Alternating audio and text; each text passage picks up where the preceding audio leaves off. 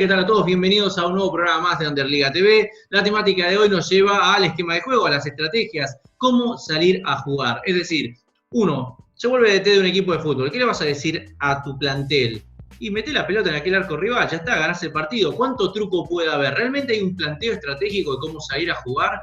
Es importante reconocer el perfil de cada jugador, el equipo contrario, entonces, ¿cómo te vas a parar en cancha? Bueno, todo este tipo de cuestiones son las que vamos a estar analizando hoy, pensando un poco en el Loco Bielsa, que es como el antecedente de esquemas que por lo menos siempre son visibles, que te plantea un esquema de juego, mira, no te salga de esto porque me pongo loco, diría Bielsa, más que nunca, y en ese planteo, por ejemplo, en el caso del Leeds, funcionó perfectamente, todo muy pero muy aceitado. Y quisiera hacer un poquito de hincapié cuando a Bielsa le tocó manejar la selección, que en realidad en promedio fue el equipo que más centros envió a un área. El problema que en esa estrategia de solamente enviar centros se cortaban muchos recursos de cómo plantearlo. El esquema de Bielsa era correcto, pero en un esquema donde justamente la mayoría de los países europeos tienden a defenderse, eso no tiene mucho efecto. Vamos a plantear un poquito toda esta temática en el día de hoy y haciendo alusión un poco a esto. ¿Qué significa realmente plantear esquemas de juegos que sean prácticos, que tengan sentido, y cuándo inicia en realidad este momento de aprender dentro de la escuela de fútbol, si uno podría decirse, si existe algo así, cuándo aprender esos esquemas y cómo empezar a practicarlos? Es decir, a un jugador del potrero de fútbol, ¿le sirve realmente, le puede rendir que le digan, mira, vos jugás en esta posición y este es tu pedazo de cancha donde te vas a mover, esta es tu zona, digamos, uno le podría decir? ¿Existe algo así? O es, mira, no, yo voy a correr atrás de la pelota, ayudo a mi compañero y ya está. Vamos a escuchar todos los comentarios acerca de hoy y vamos a escuchar cuál sería un esquema ideal y cómo plantearlo. Así que empezamos con esta pregunta que sería la que vamos a plantear al día de la fecha. ¿Sirven los esquemas de fútbol? ¿Tiene algún formato que todos los DTs se tengan que instruir en esto? ¿En qué tiene que aprender un DT a decirle a su plantel de cómo salir a jugar? Vamos a seguir escuchando un poquito allí. ¿Cómo andan, muchachos? Saludos para todos, abrazos gentiles. Por supuesto que existen los esquemas, pero yo diría que hay mucha diferencia entre dirigir un seleccionado y un equipo con el que contás todos los días. El seleccionado lo tenés cada tanto y los jugadores vienen de muchos lugares con sus propias características de juego y arrastrando viajes. Lo ideal es trabajar los esquemas desde muy chiquitos, o sea, contando con los jugadores y enseñándoles desde muy chicos que pueden adaptarse a más de una posición. Esto, o sea, de más grande es mucho más difícil. Cada uno de nosotros seguramente ha intentado jugar de otra cosa a la que juega habitualmente.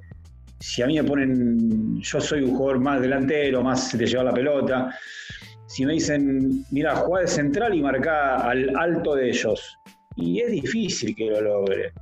Está bien, por característica física también hay que pedirle determinadas cosas a un jugador. No le vamos a pedir velocidad a un tipo que es medio grandote, que es medio lento. Hay que sacar lo mejor de cada jugador. Pero sí se puede lograr con el tiempo, y desde muy chico, que un jugador, que un futuro jugador profesional o amateur, incorpore cosas y pueda desempeñarse en varios lugares y en varios sectores y se le puedan pedir diferentes funciones, no solo, y vos estás para empujarla nada más. Entonces me parece que tiene que ver con eso, con darle tiempo a los jugadores para incorporar los mensajes del técnico con diferentes ejercicios, entrenamiento. Pero sí, por supuesto que existen los esquemas y es obvio que hay equipos que se sienten más cómodos en una postura que en otra. Muchas gracias, Jerry. Bueno, según Jerry acá, ya empezamos con un poquito la plática y cómo de qué va un poquito lo que se va transmitiendo aquí entre nosotros, los compañeros que estamos charlando de este fútbol, de este esquema. Y bueno, sí, evidentemente uno dice, quiero jugar en tal posición, no me mandes a jugar abajo porque no entiendo, no puedo funcionarte. Entonces, bueno, el técnico tiene ese trabajo, un poco entender cuáles son las características de cada jugador y si le sirve para el esquema que quiere plantear. Vamos a ir escuchando un poquito más, vamos a escuchar al Bocha, a ver qué nos dice. Y te escuchamos, Bocha. Bueno, ¿cómo andan? ¿Todo bien?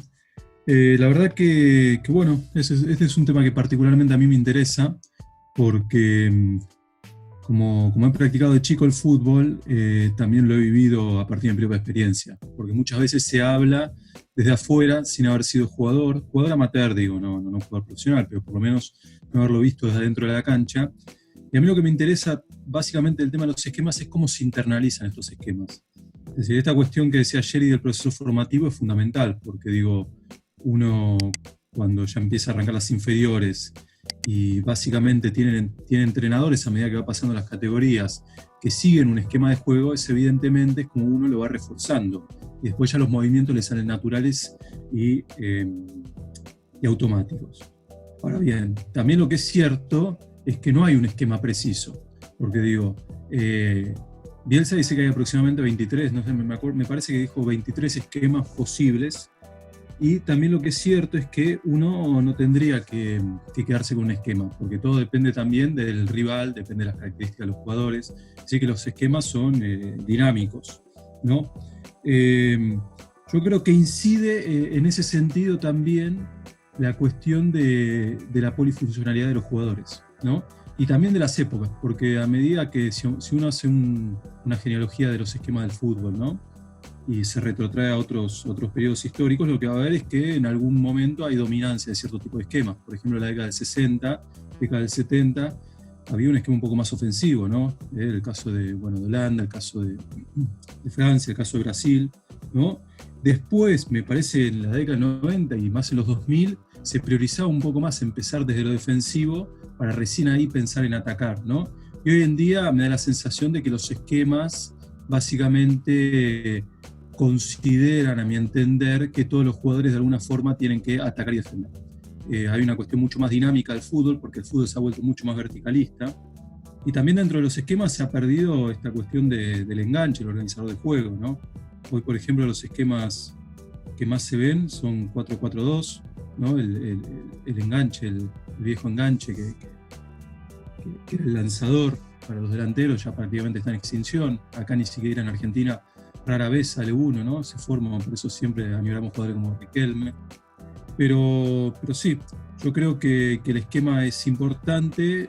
También, como dice Jerry, esta cuestión de que no es lo mismo la selección que los clubes, pero la cuestión formativa es fundamental, porque los jugadores se tienen que adaptar a determinado tipo de esquemas, a diferentes circunstancias, y los técnicos también tienen que saber cuál es no solo el mejor esquema en función de los jugadores, sino también qué jugadores les parece que pueden ocupar determinado tipo de posición. Así que creo que trabajar sobre los esquemas es fundamental, y hoy en día se han incorporado un montón de herramientas, software y un montón de herramientas que vienen de otras disciplinas, como por ejemplo el vóley, la cuestión del análisis de redes sociales, que también ayudan a esta cuestión de, la incorporación de los drones, que ayudan a toda esta cuestión de esquematizar un poquito el fútbol, sin dejar, digamos, sin hacerlo mecánico, porque si hay algo que tiene el fútbol es justamente lo imprevisible, y por eso es tan lindo como juego, porque si no se volvería algo completamente mecánico, como por ejemplo es el vóley, ¿no? Y la verdad que perdería esa cuestión de la creatividad.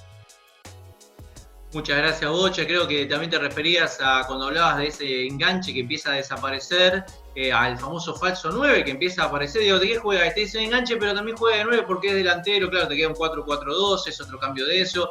La implementación de las estadísticas y la minería de datos como otra implicancia más. Hacer estadística y hacer cálculo de cómo un poquito, si este planteo de jugadores en relación al rendimiento, cómo podría representarse en un equipo de fútbol. Bueno, toda esta mecánica de deportes obviamente empieza a crecer y se empieza a mostrar más todavía como para garantizar resultados. En términos, los esquemas de fútbol, cuanto más sean apropiados desde chicos, más lógica tendrían para un profesionalismo dentro de todas las ligas. Así que bueno, está bueno que lo estemos planteando acá de cómo se empieza a desarrollar todo esto. Vamos a escuchar a Keiko a ver qué nos menciona de todo esto. Bueno, ¿cómo andan? Un saludo para todos. Yo lo primero que quiero decir es que hay que diferenciar primero esquemas o formaciones de los planteos, porque cada partido creo que cada rival requiere un planteo o una puesta en escena distinta, quizás. Hay algunos equipos que quizás no se fijan tanto en el rival, sino en el funcionamiento propio, o más bien que se fijan en el rival y de ahí van retocando lo que son los esquemas o distintos jugadores que pueden jugar o no. Y bueno, pensando en lo que uno siempre piensa en un esquema, el primero que se le viene a la cabeza no es el 4-4-2, que es el más sencillo, ¿no? Yo creo que no hay que pensarlo tanto en cómo es un esquema, sino en las funciones que tiene cada jugador dentro de ese esquema. O sea, si yo te digo, bueno, vamos a jugar, hoy vamos a jugar 4-4-2, y los jugadores, lo que el mensaje que tiene que darle el cuerpo técnico es ¿para qué vamos a jugar 4-4-2? ¿Por qué vamos a jugar de esta manera? ¿Qué va a tener que hacer? ¿Qué función va a tener que cumplir dentro del esquema cada jugador?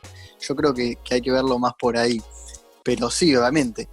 A ver, hablando sigo con el 4-4-2. Jugando 4-4-2, cada jugador se va a plantear en un lugar, pero el fútbol es dinámico, todo el tiempo se están moviendo las fichas. Entonces es importante que todos los jugadores sepan las funciones que tienen. Por ejemplo, cuando un lateral sube, el 5 vaya a cubrir ese espacio. Todo ese tema de las coberturas y pensando tanto en ataque y en defensa, buscar un equilibrio para que el esquema funcione de una manera, porque, como digo, es dinámico, se van moviendo todo el tiempo las fichas. Muchas gracias, Keiko. Me quedo pensando en esos conceptos de lo que es relevar, ¿no? Uno dice, bueno, subió el lateral, por favor que el mediocampo se quede o que el 5 reemplace, pero alguien tiene que estar ocupando ese puesto, dado que justamente se refiere a un lugar que es defensivo. Y sí, evidentemente eso también está en el planteo. La pregunta es si eso se respeta. Yo creo que hoy los equipos de fútbol, por lo menos, sí mantienen una lógica de ese profesionalismo. Así que, bueno, uno diría por qué a veces fallan. Y bueno, uno puede hablar de todas las cuestiones, pues no creo que ningún delantero quiera errar un gol. Y tampoco quiero que cualquier técnico quiera perder un partido. Así que vamos a seguir escuchando un poquito a Mariano Cacha, ahora sí, acerca de los esquemas, un poquito de cómo es salir a jugar con un equipo.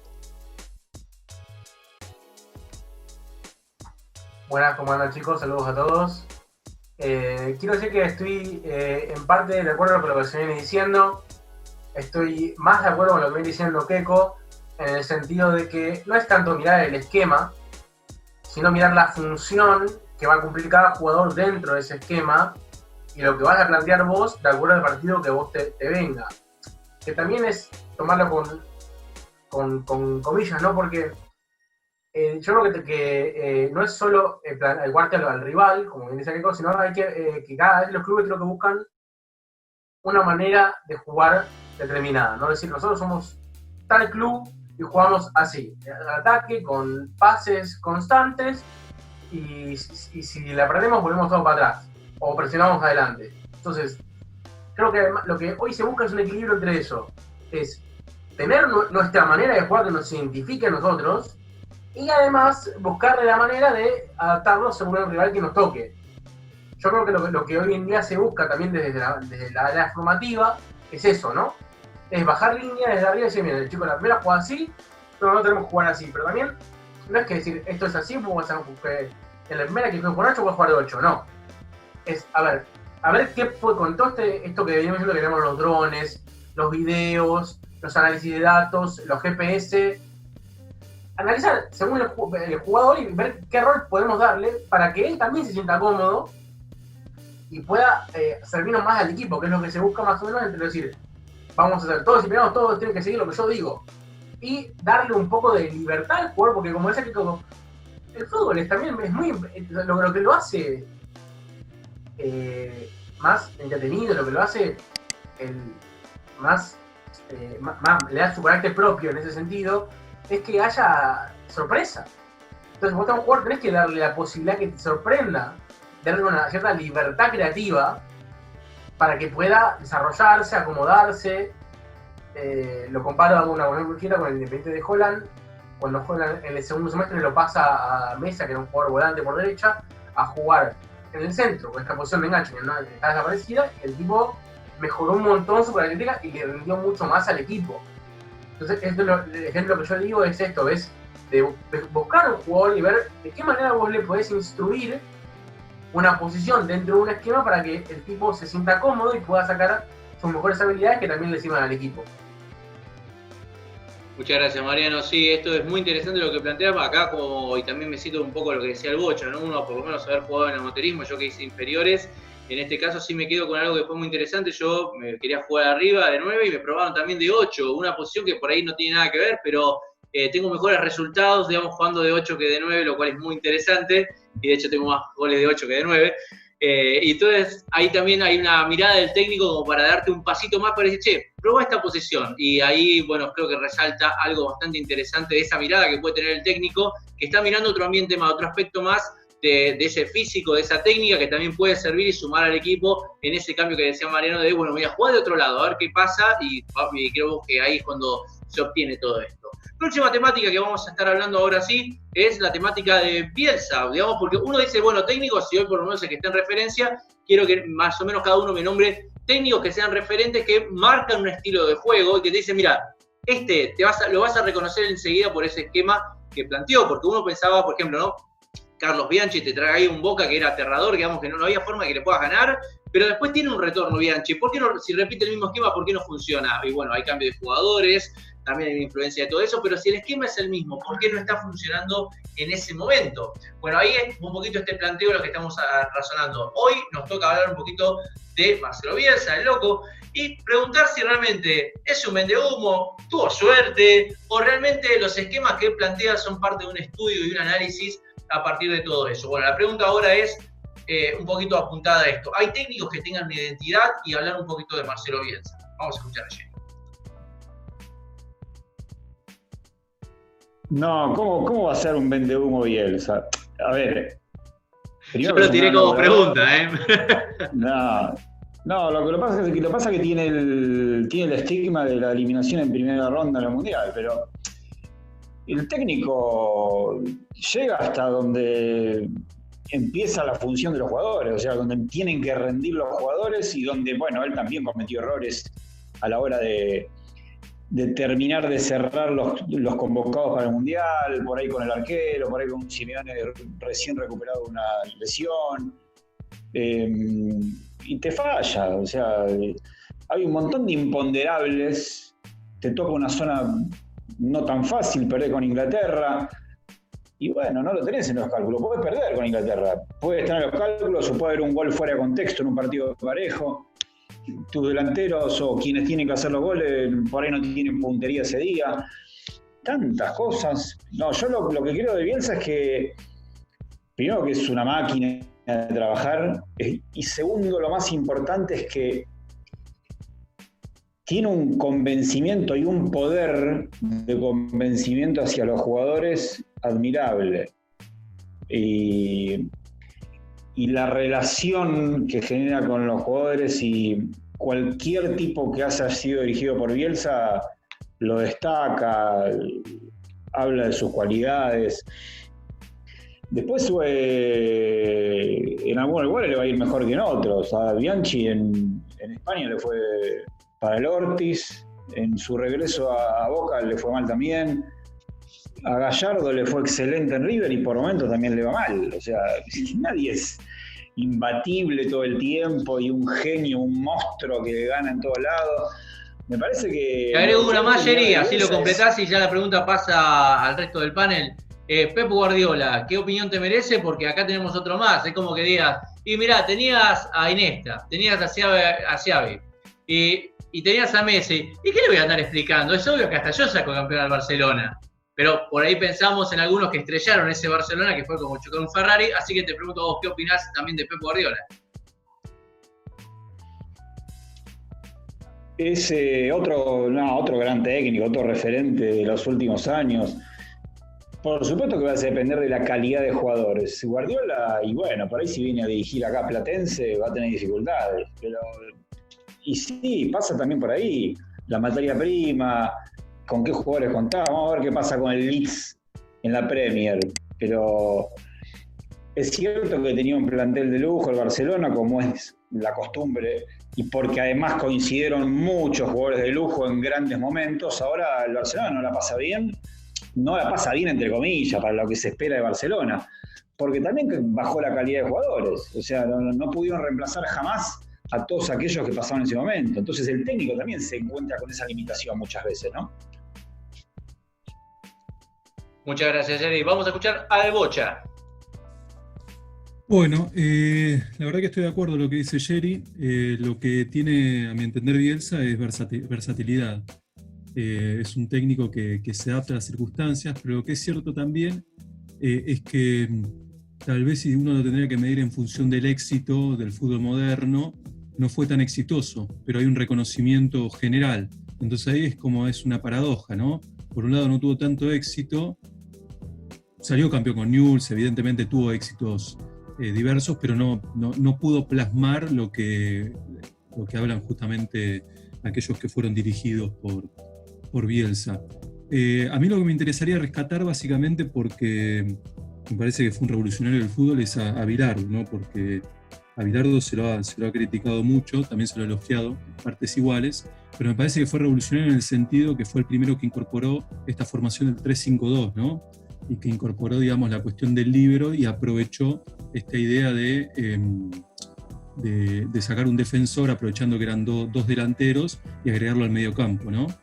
Eso de sacar, digamos, la ventaja a la zona defensiva, ¿no? Me parece que fue con un stopper, ¿no? Fue algo bastante revolucionario.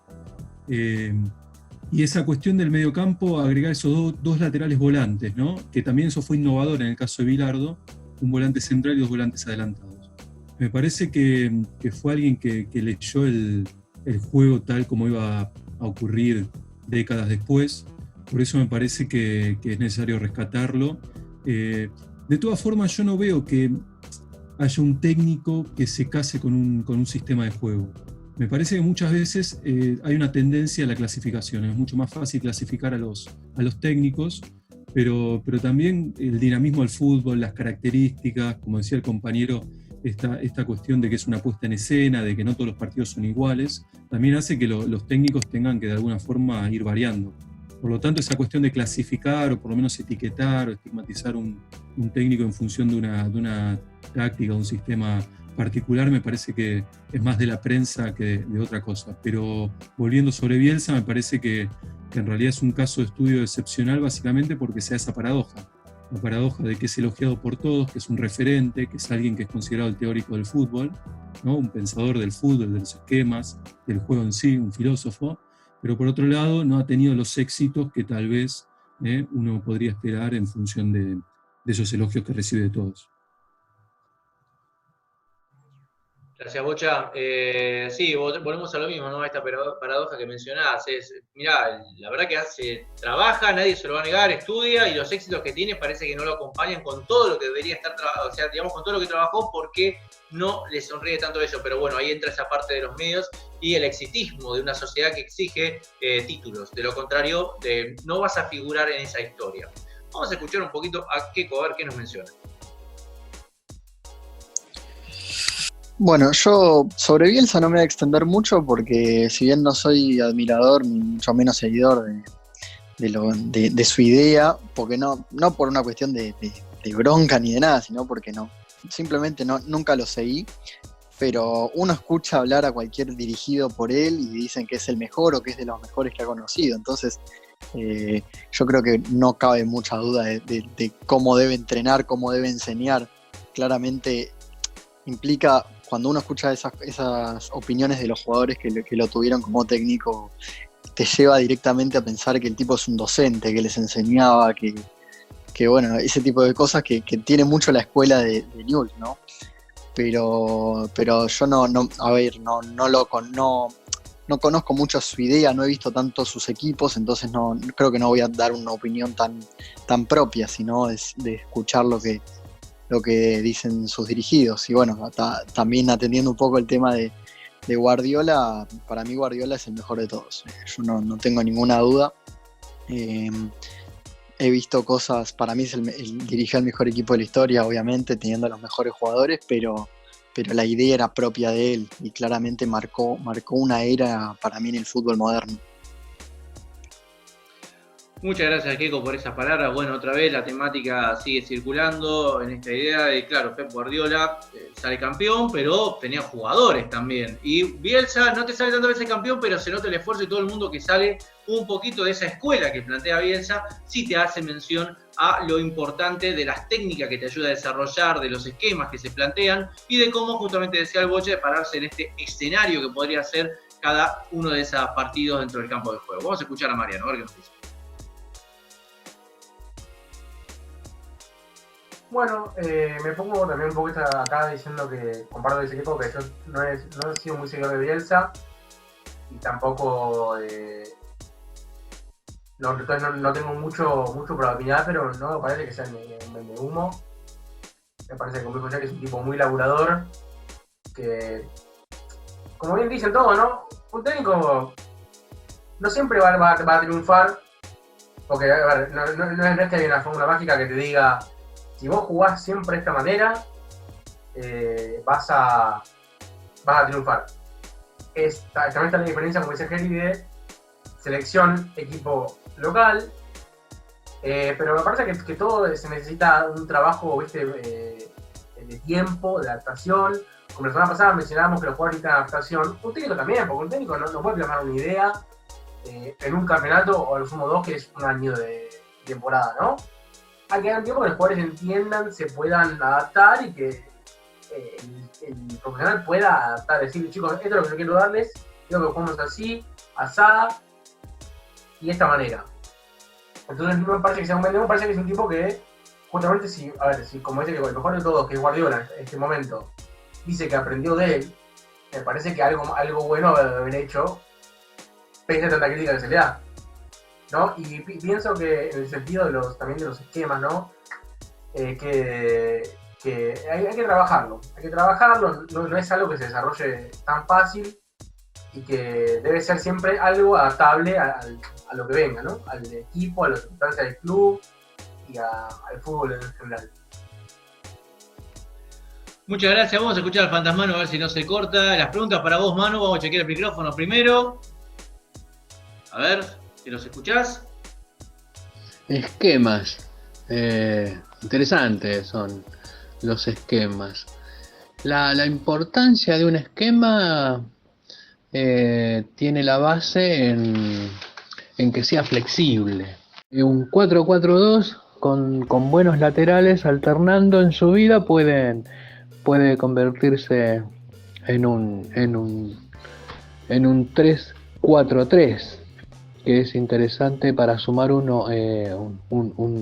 hombre más en ataque, ¿no?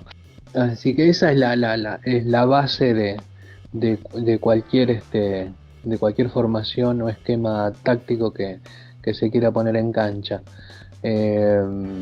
Hoy el fútbol está básicamente organizado a partir de la suma y resta de gente en ataques o en defensa. Entonces, por ese lado, los laterales, que hoy son los nuevos ejes de este fútbol moderno, están con esas tareas, ¿no? Son los que tienen más desgaste, porque obviamente tienen ida y vuelta de manera constante, tienen el mayor desgaste, y son los que muchas veces hacen la diferencia. Pep Guardiola, ¿qué opinión te merece? Porque acá tenemos otro más, es como que digas... Guardiola ganó todo, está bien, Messi y compañía, ¿no? Y en la época del Barcelona y actualmente en el Múnich también le va bien, o sea, es un buen técnico.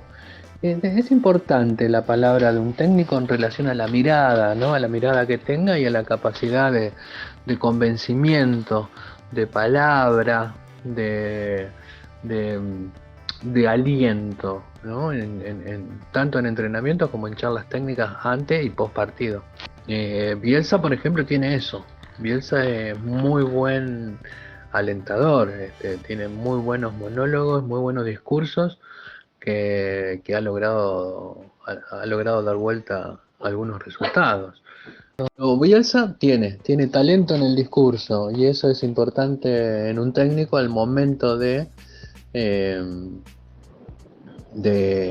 prepartido, durante y post partido. Eso es importantísimo, el discurso que pueda tener un técnico. Por lo tanto, creo que los dos son muy buenos técnicos, lo han demostrado. Está bien que Bielsa aún no ha demostrado ganar una Champions, ¿no? O ganar una Copa Europea, o por ahí una liga, ¿no? Pero creo que ahora con esta revancha que tuvo con el Leeds, lo pone en un lugar interesante dentro de todos los técnicos de estirpe allá a nivel mundial, ¿no? La importancia de un director técnico en cualquier equipo es la base teórica que pueda tener respecto a distintos y variables esquemas que pueda tener esa disponibilidad en la característica de los jugadores para poder producir esas variables dentro de un mismo partido. Y bueno, esto que veníamos charlando un ratito antes, que es el poder del discurso, ¿no? Otra importancia a tener en cuenta es la mirada que tenga en la actualización de fútbol, la actualización en esquemas, en variables, y tener disponer del talento de incentivar al jugador a que puede hacer eso. Entonces, muchas veces se ven en algunos partidos que un jugador, bueno, no le está yendo bien, y de repente en un segundo tiempo o en una entrada de médico para atender a algún golpeado, se ve un técnico acercarse a un determinado jugador, habla 30 segundos y la actitud de ese jugador cambia al regreso a la cancha. Otras veces se ve también el cambio de un jugador de un primer tiempo a un segundo tiempo. O sea, eso da muestras de que en el entretiempo el técnico ha trabajado. Capacidad de convencer es la centralidad. Y una característica más de importancia para un técnico es el estudio de los rivales futuros. Eso es importante para hacer una lectura de cómo juega el adversario que te vas a enfrentar dentro de 2 o 3 días, una semana, y así pensar tu estrategia, tu formación táctica, tu esquema táctico, tu estrategia de juego para tratar de destacar virtudes y tratar de atacar los puntos débiles que considere débiles en el adversario. Dentro de los esquemas es de mucha importancia un 5 que corra en rombo la cancha. Dentro de los esquemas es de mucha importancia un 5 que corra en rombo la cancha, que pueda meterse entre los centrales cuando el adversario avanza con muchos jugadores, y que sea un buen 5 que espere afuera del área los rebotes de córner y tiro libre. Así que bueno, dicho de esta manera, hasta aquí el programa del día de hoy. Esperamos que lo hayan disfrutado. Y bueno, la próxima temática, ojalá que Manu pueda estar presente, también el chileno, y ojalá que el Pela también. Bueno, hasta aquí el programa del día de hoy, esperamos que lo hayan disfrutado. Esto ha sido esquemas de fútbol, cómo planteado y un poquito cómo ha ido mutando a lo largo de lo que es esta historia que es el fútbol, y sigue modificándose. Lo dejamos y nos encontramos en un próximo programa. Que estén todos muy, pero muy bien.